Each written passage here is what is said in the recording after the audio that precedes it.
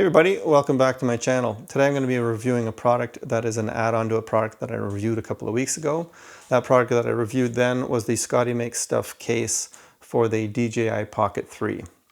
Now, the one thing that I noticed when I first got this was that once you took off the hood, it wasn't able to protect the gimbal on the top. Most of the time this isn't a problem for me. The only way that I would have a problem for this is if I would drop it straight down or if something hit it like this. But it's obvious that it could use some extra protection.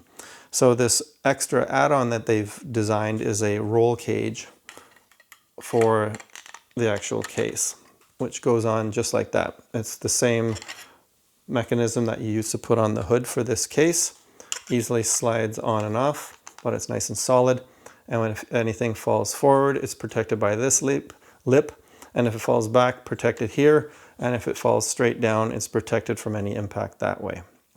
Very handy. Not something that I absolutely need all the time because I don't tend to drop stuff, but I appreciate it. Now, where I appreciate it even more though, is in the case when I want to be able to use this one-handed. When I'm riding my bike and I have my Pocket 3 in a pouch, I normally have this case on it, or this cover. And while it's super protected, and I love that, it's very hard to take this off with one hand.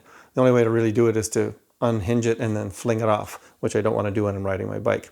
So because I'm always holding on to with one of my hands onto the handlebar, where it comes in super handy is to be able to put on this extra roll cage to be able to slide it in and out of a pouch or a pocket. Most likely a pouch if you're on a bike. And I actually do that all the time. That way you can take it out of the pouch and start it with one hand. Very useful. Now, are there any downsides to this?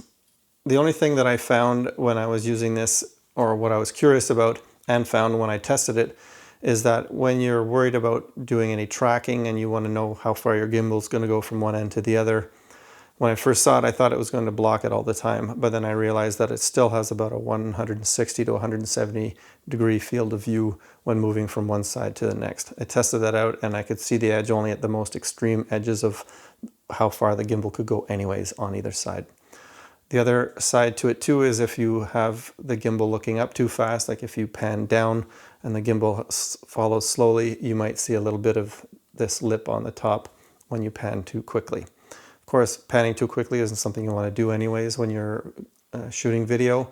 So it's one of those things you just have to give it a little bit of thought and it won't be an issue.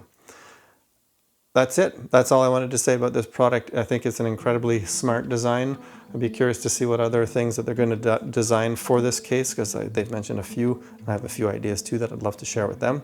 But thank you very much, Scotty Makes Stuff, for putting out such great products and for making them continually better at a very reasonable price. This is only 10 bucks US.